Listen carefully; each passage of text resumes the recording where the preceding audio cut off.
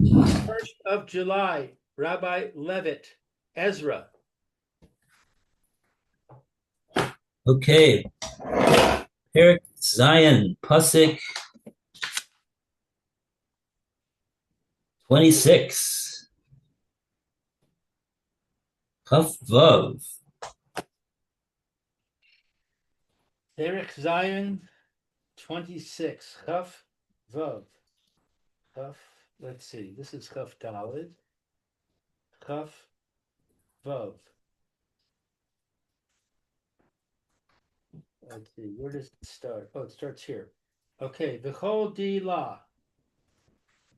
Leheve aved dasa di ela hach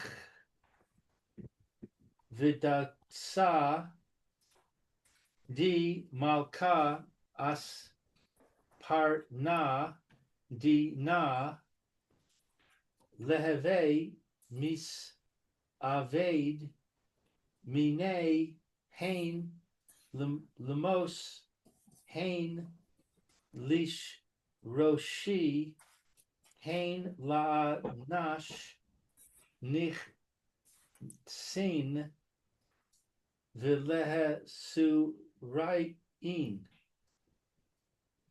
v'lehe su rin. Okay, so 26. Anyone who does not fulfill the law of your God and the law of the king, judgment shall be swiftly executed against him, whether to be put to death or to be uprooted or to be punished with loss of property or with imprisonment. Let's see if there's any commentary on this. Yes, there is. Anyone who does not fulfill the law of your God, i.e., anyone who fails to heed the decisions of the courts, according to Rashi. Rabbi Yeshaya Mitrani, however, understands this to refer to laxity in the fulfillment of the Torah in any way, not only to refusal to follow the instructions of the courts. Swiftly, the translation follows Reb Yeshaya Mitrani and Mitsudos, who place Asparna with the latter part of the verse, reading, "Judgment shall be swiftly executed against him." Rashi, however, attaches Asparna swiftly to the first part of the verse, and when failing to fulfill laws swiftly, to be put to death. This will occur should one offender be liable for any of the four biblically prescribed forms of capital punishment meted out by the rabbinic courts. According to Rabbi Yeshaya Mitrani, see Rambam to Sanhedrin. To be uprooted. The rabbis in Moed Katan interpret uproot to mean excommunicated. The sinner is uprooted from the world by excommunication. Reb Yeshaya Mitrani, according to Reb Yeshaya Mitrani, i.e., the biblically prescribed system of corporal punishment, corporal and monetary punishment to be administered by the Jewish courts is strictly defined in Jewish law. See Rambam, Hilchos Sanhedrin. However, the Talmud in Moed Katan, relying on our verse, instructs the rabbinic courts to use special punitive options decided upon at the discretion of the court when unusual measures are needed to curb egregious offenders. The evildoers may be bound hand and foot and tied to the whipping post, according to Rashi. As it is written, be imprisoned, or they may be excommunicated, as it is written, be uprooted. See Rambam, Sanhedrin. However, after delineating the broad discretionary use of these measures permitted to the courts, Rambam in Sanhedrin cautions against judicial abuse in this area. Let the judge's intentions be for the sake of heaven, and let him not be insensitive to human dignity for the sake of which rabbinic injunctions may be violated. Certainly, the dignity of the descendants of Abraham, Yitzchak, and Yaakov must be preserved, except in order to enhance the glory of Hashem.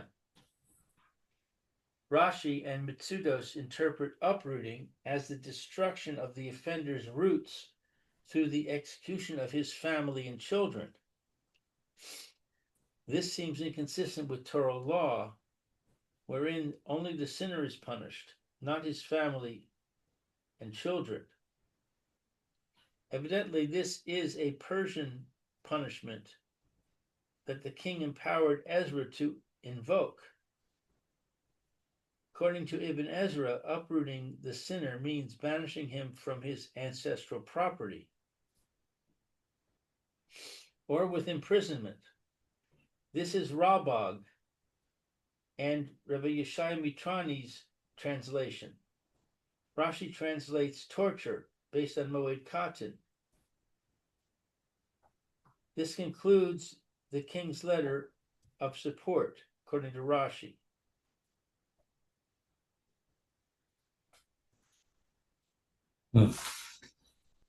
Okay. Pretty brutal.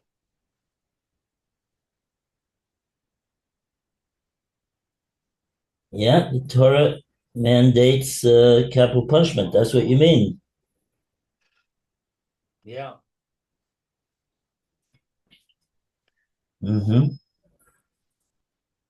Okay, so Baruch Hashem Elokei Avraham Asher Nasan Kazos Belev Hamelech Lifaer Es Beis Hashem Asher Bi Yerushalayim.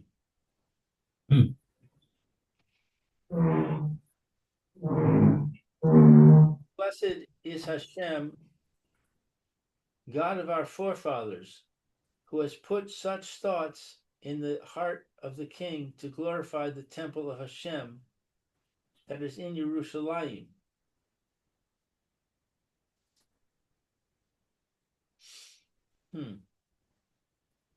Let's see what this says. Blessed is Hashem. This is a thanksgiving prayer composed and added by Ezra when he wrote the book of Ezra, according to Rashi. This is an example of our obligation to praise Hashem for his goodness to us. Mm. In addition to its own value as a mitzvah, this also serves as a means of making others aware of the role of providence in human events. Thus, this book records that Ezra offered praise to Hashem for his goodness in helping him to obtain the needs of the people of Israel, according to Ralbag. In the first 7 chapters of the book of Ezra, events are recounted in the third person. However, from our verse until the close of chapter 9, Ezra narrates the events in first person. From the beginning of chapter 10 until the end, the style returns once again to that of the beginning of the book, and events are narrated in the third person. To glorify the temple of Hashem, Hashem caused the king to desire to contribute to the upkeep of the temple.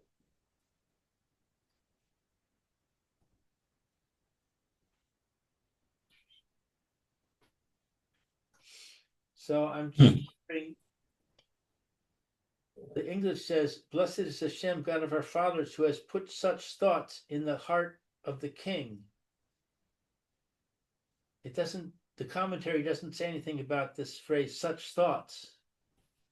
I wonder what thoughts it's talking about.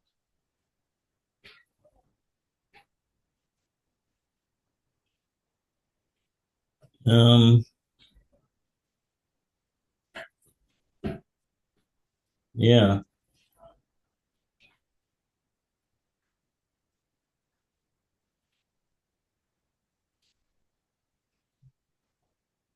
Oh, what's the question again? What thoughts is it talking about when it says, "Blessed is Hashem who put such thoughts in the heart of the king"? Oh, the thought that that the the king wants to he wants to help and and make sure that the base of Mikdash is speedily built and it's maintained and it has enough funding for the bringing of the korbanos and also the that's one thing he said, and the other thing he said was about how he gave support to Ezra to be autonomous. In the Jews will have total autonomy. It won't be. That sounds like they won't be. They'll won't be subject to the Persian law. They'll be under their own law and their own courts and their own judges, and they and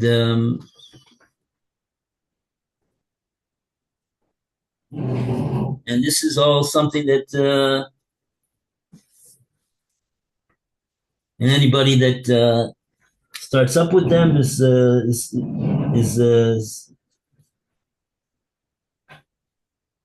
going to be in big trouble. So these are all. This is quite a different type of a reaction to the building of the base of Mikdash that Zerubbabel met when he started to rebuild the base of Mikdash based upon the edict of Cyrus.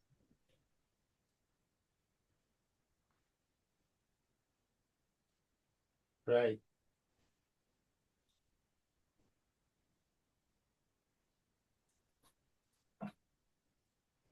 So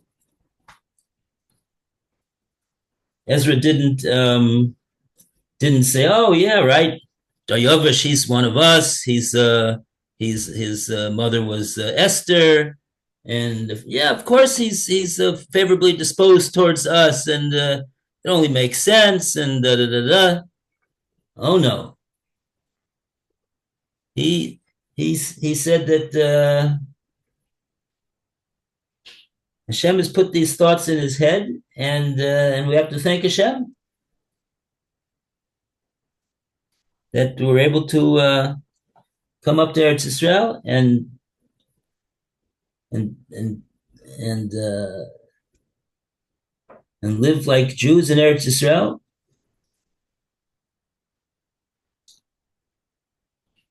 And the nations are not going to interfere with with our living here in Eretz Israel according to the Torah and the mitzvahs and the operation, the functioning of Beis Hamikdash is being protected and safeguarded by the king. So Ezra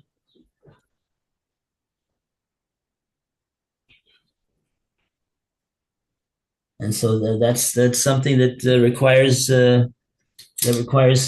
giving thanks to Hashem.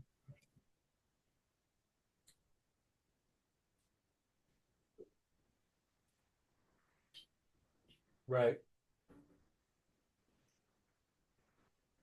Okay, let's see. Let's move on. Kaf Ches.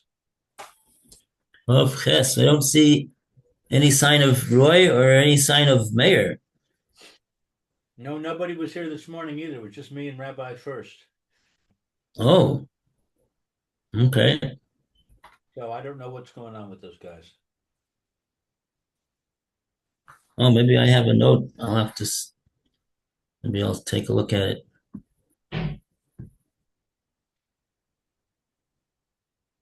Okay. At any rate, let's go on. Okay. Uh, Ba'alai hita chesed lifnei hamelech v'yo atzav ulechol sarei hamelech hagiborim v'ani his chazakti kiyad Hashem Elokei alai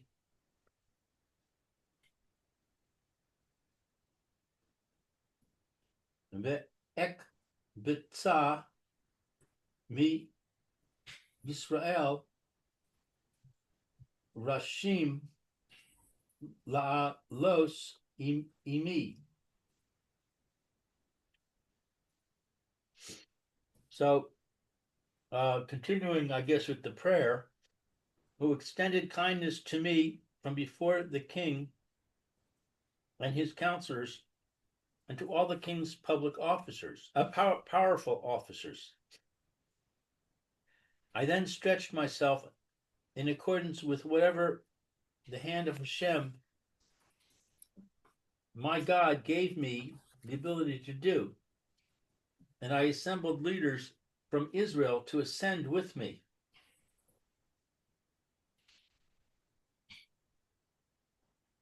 Okay, so the commentary says, who extended kindness to me from before the king. Hashem caused the king to empower me to enforce the Torah and appoint judges, according to Malbim. From Israel, from among those who remained in Babylonia, according to Rashi. Leaders, i.e., heads. Once the leaders agreed to ascend, others were attracted to accompany them, according to Mitsudos.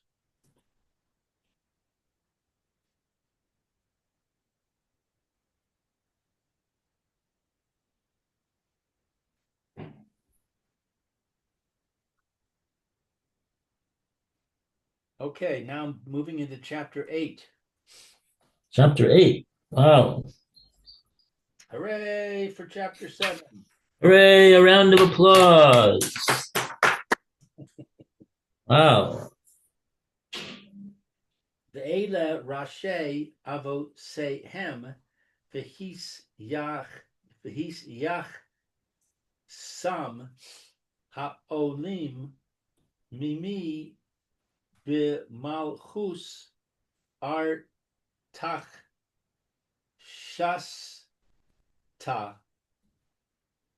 hamelech umi Bavel.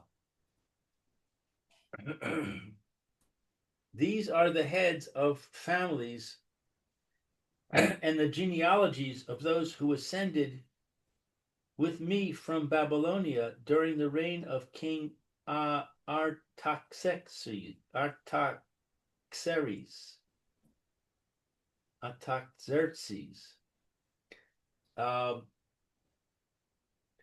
Let's see, commentary on 1.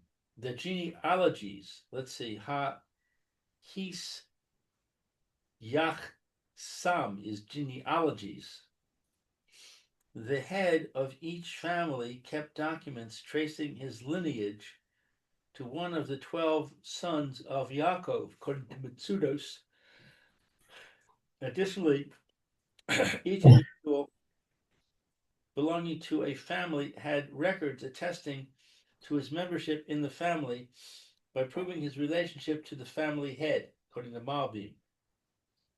For example, the members of the family of Pinchas, who ascended with Ezra were related to its family head, Gershom. Gershom, in turn, kept documents showing that his lineage extended to one of the 12 sons of Yaakov. This lineage, however, was not recorded in the passages below. Okay. Of those who ascended with me, they ascended with Ezra during his ascent, which occurred during the days of King Darius, after the rebuilding of the temple. The first emigration from the Babylonian exile had taken place during the reign of King Cyrus.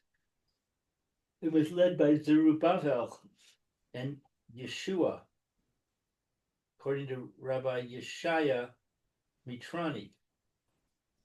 King Artaxerxes, that is, the Persian king Darius, according to Rashi and Rabbi Yeshaya Mitrani. So, in other words, it's saying that it's the same.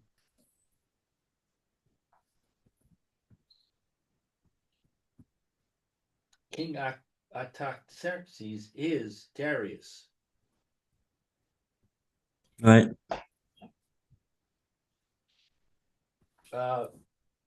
Umikol, Umibavel, from Babylonia. Even after the Persian conquest of Babylonia, most Jewish people continued to reside there.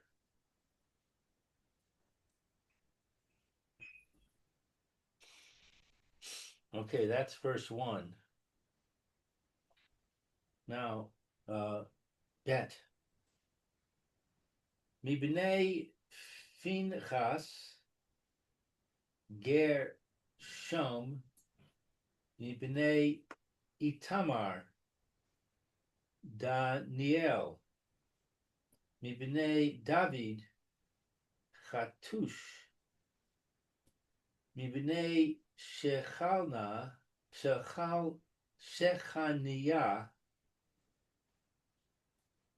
Mibnei Parosh Zechariah Ve'imo His Yaches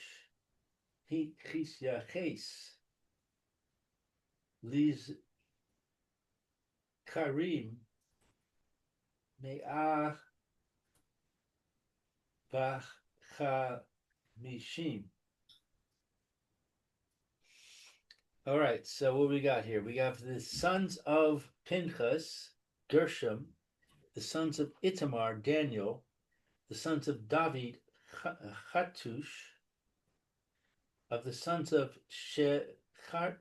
Shechariah, the sons of Parosh, Zechariah, with him 150 males, tracing their lineage,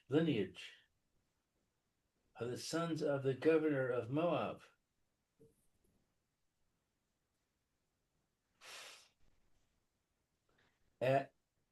Elihoenai, son of Zerahiah, and with him 200 males. Mm-hmm. So that's the end of verse 4. Verse 4. I'm sorry, verse 3. No, verse 4. Did I read 2 verses? Let's see. Where's the comment? I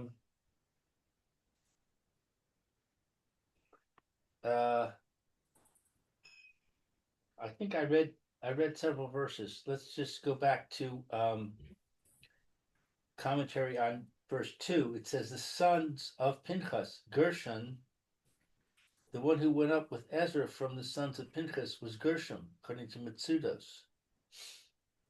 Okay, now pasuk 3. of the sons of Shechaniah, of the sons of Parosh. Shechaniah was the descendant of Pharaoh, according to Ibn Ezra and Mitsudos. Ibn Ezra adds that the phrase of the sons of Parosh is added to distinguish this Shechaniah from his namesake mentioned in verse 5. And with them, and with him, Zechariah was the family head. The males of his family traced their lineage with him. See Rashi. The governor of Moab. The translation follows Masudos.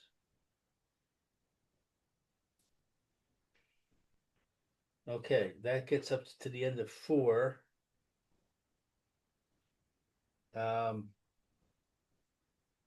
So Dalid, Mibnei Pachas, Moab, I'm sorry, El Yohenai,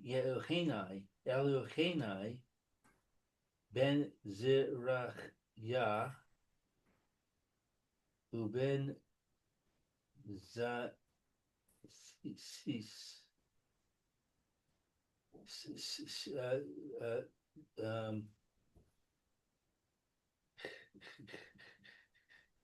wait a second. I lost my place now. Nay, Pachas, Moab, Eli Ho Enai, Ben Zerachya, Ve'imo, Ma Sayim, Hazecharim. Okay, so this is 5 now. The sons of Shechaniah,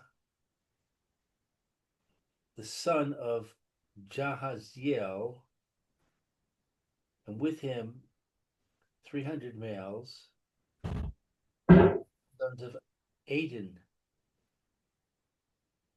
Eved, the son of Jonathan, and with him 50 males. Okay, so the commentary says the son of Jahaziel, his name is omitted. He is called by the name of his father, who was better known than him, the Tzudos. Eved is the name. It does not denote slave, which is its Hebrew translation.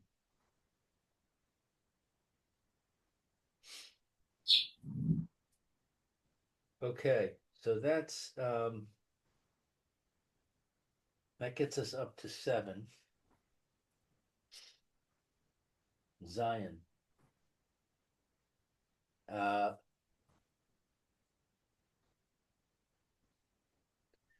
Umibnei Elam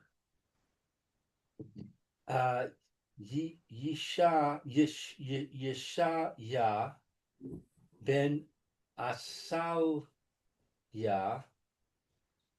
Umino Vimino Ve'imo Shivim Hazecharim. Okay, so that's 7.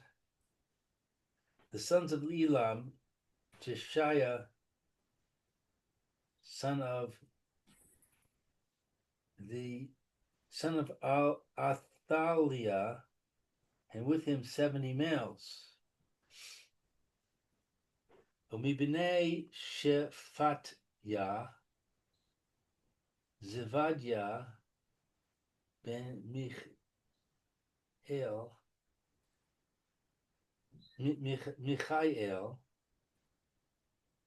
Ve'imo Shemonim Hazecharim.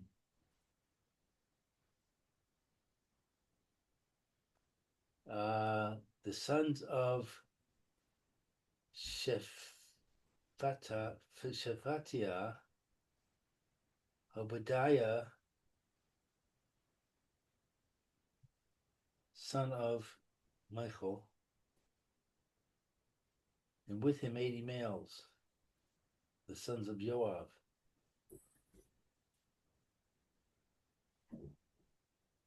So those males moved without record.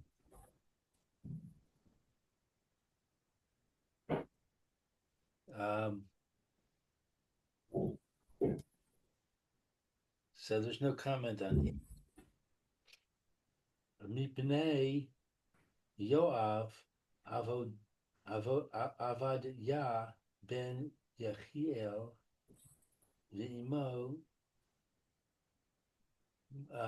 Masayim Ushmona Esrei Hazcharim.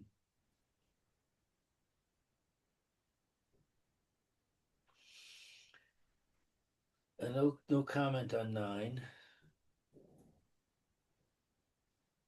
Um, so let's go to 10. Umibnei Shelomis ben Yosifia the Imam Essential.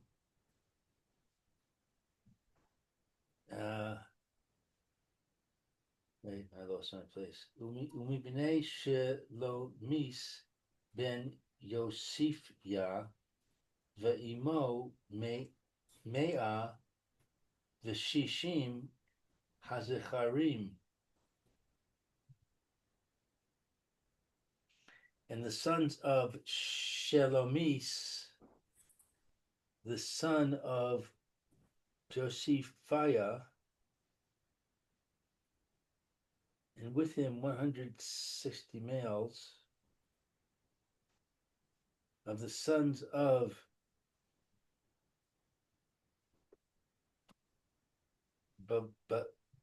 Bedai, Zachariah, son of Bedai, and with him 28 males.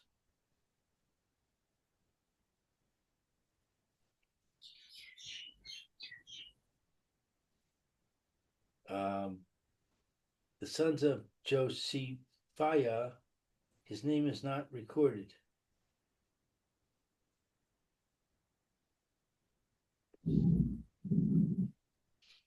Okay, let's see. Let's go to 12. Mibnei as God.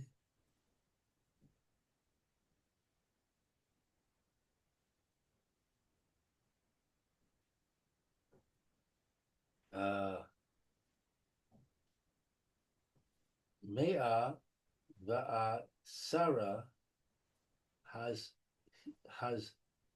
Charim. The sons of Adonikam, the last ones, and these were their names. Wait.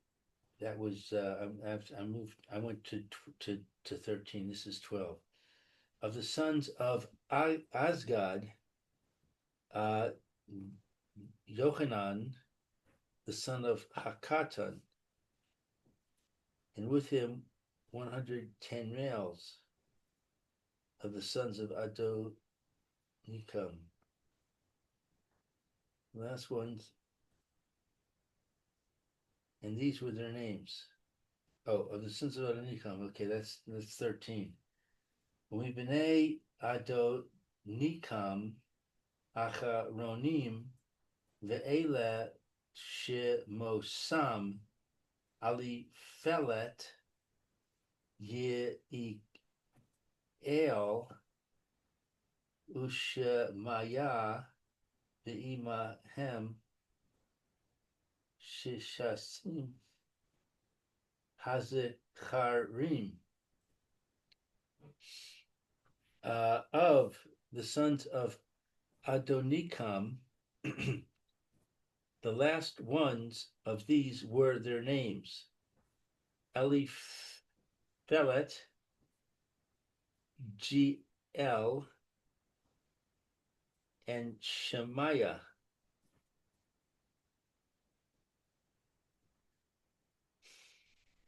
And with them 60 males.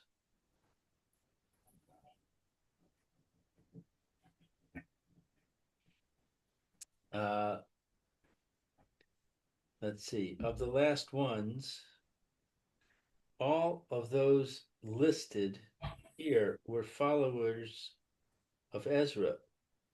They were the last to come. Rashi Mitsudos.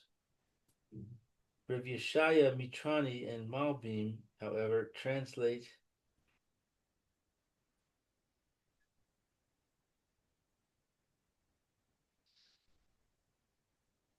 well, I don't know what they're translating. They haven't been asked a question.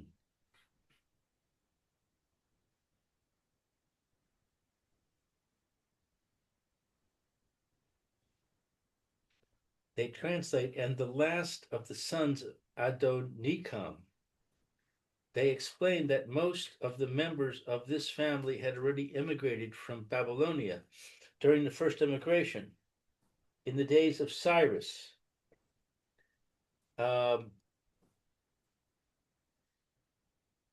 Ezra lists 666 sons of Adonikam. The last of the sons of the family of Adonikam, those who had remained in exile, now accompanied Ezra. Their names, i.e., the names of the family heads, Mitsudos.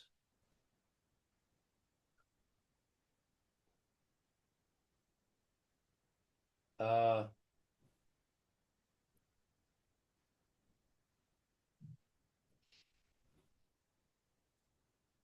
I think our time is up, Rabbi.